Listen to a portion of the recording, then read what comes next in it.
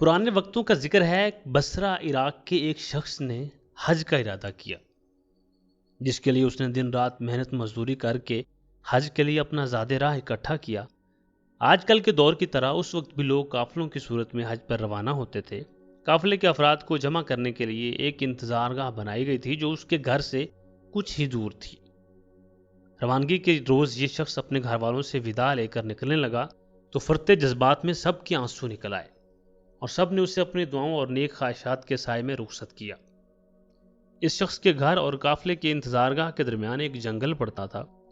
یہ شخص تیز تیز قدم اٹھاتا جا رہا تھا کہ جنگل سے کچھ پہلے ایک گھر سے اچانک کسی خاتون اور بچوں کے رونے کی آواز نے اسے چونکا دیا۔ ان آوازوں میں اتنا درد تھا کہ اس سے رہا نہیں گیا۔ وہ گھر کے قریب پہنچ کر کان لگا کر کھڑا ہو گیا تو اس نے سنا کہ وہ خاتون رو بھی رہی تھی اور ساتھ ہی ساتھ اپنے بچوں سے کہہ رہی تھی، بیٹا آج میرے پاس تمہیں کھلانے کے لیے کچھ بھی نہیں ہے۔ جو کچھ تھا وہ کل رات کو ہی ختم ہو گیا تھا اور بچے بھوک اور پیاس کی شدت سے مسلسل بلک بلک کے رو رہے تھے۔ ایک طرف قافلے والے اس کا انتظار کر رہے تھے اور دوسری طرف ایک بھوکا خاندان کسی غیبی مدد کا منتظر تھا۔ یہ شخص شش و پنج میں مبتلا ہو گیا۔ آخر آسمان کی طرف نگاہ کر کے ہاتھ بلند کرتے ہوئے اللہ سے گویا ہوا، یا اللہ، آج میں عجیب دوراہے پر کھڑا ہوں۔ ایک طرف تیری عظیم عبادت ہے اور دوسری طرف یہ بے بس خاندان۔ نہ میں تیری عبادت چھوڑنا چاہتا ہوں اور نہ ان لوگوں کو اس حال میں چھوڑ سکتا ہوں۔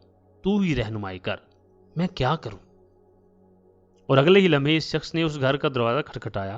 خاتون نے دروازہ کھولا تو یہ شخص بولا، بی بی، میں نہیں جانتا کہ تم لوگ کون ہو، میں بس ادھر سے گزر رہا تھا کہ تمہاری رونے کی آواز نے مجھے رکنے پر مجبور کر دیا۔ میں نے تمہاری ساری باتیں سن لی ہیں۔ یہ لو، میرے پاس کچھ پیسے اور کھانے کی چیزیں ہیں، ان سے اپنے اور اپنے بچوں کے لیے کچھ کھانے پینے کا بندوبست کر لو۔ وہ خاتون اپنے جذبات پر قابو نہ رکھ سکی اور روتے ہوئے بولی، اے اجنبی، پچھلے دنوں میرے شوہر کا انتقال ہو گیا تھا، تبھی سے ہم پر مصیبتوں کے پہاڑ ٹوٹ پڑے ہیں۔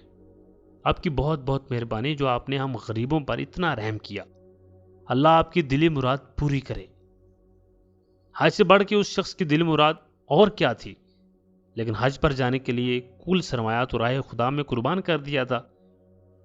اب یہ شخص نہ تو واپس گھر جا سکتا تھا کہ گھر والے کیا سوچیں گے، حج کی بغیر واپس آ گیا، اور نہ ہی بغیر زاد راہ کے وہ قافلے میں شامل ہو سکتا تھا۔ چنانچہ وہ قریب کے جنگل میں چھپ کر بیٹھ گیا اور حج کے دنوں کے گزرنے کا انتظار کرنے لگا۔ کچھ دنوں کے بعد جب حج کے دن گزر گئے اور اس کے قافلے کے لوگ جنگل کے راستے اپنے اپنے گھروں کو جانے لگے تو یہ بھی چپکے سے ان میں شامل ہو گیا۔ تبھی ایک شخص اس سے مخاطب ہوا اور بولا، جناب، حج مبارک ہو، میں نے آپ کو فلاں جگہ آب زمزم پیتے دیکھا تھا۔ پھر کچھ دیر کے بعد ایک اور شخص بولا، میں نے آپ کو صحیح کرتے دیکھا تھا۔ ایک اور شخص بولا، میں نے آپ کو طواف کرتے دیکھا تھا۔ غرض کہ ہر حاجی اس کی حج کے موقع پر موجودگی کی دلیل دینے لگا۔ یہ شخص گھر پہنچا، گھر والوں نے بھی پرتپاک استقبال کیا اور حج کی ڈھیر ساری مبارکباد دی، لیکن یہ شخص اندر ہی اندر پریشان تھا کہ میں تو حج پر گیا ہی نہیں تھا، تو پھر کیوں ہر حاجی میرے وہاں پر موجود ہونے کی بات کر رہا ہے؟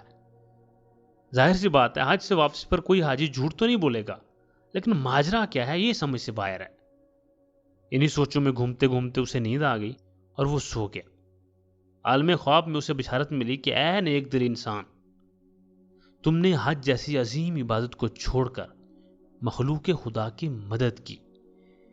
اس کے بدلے میں اللہ تعالیٰ نے بالکل تمہاری شکل کے ایک فرشتے کو خلق کیا اور اسے تمہاری نیابت میں حج پر بھیجا، اور یہی نہیں بلکہ اس فرشتے کے حج کا سارا ثواب بھی تجھے ہی ملے گا، اور اس لیے ہر حاجی تمہاری وہاں پر موجودگی کی دلیل دے رہا ہے۔ سبحان اللہ۔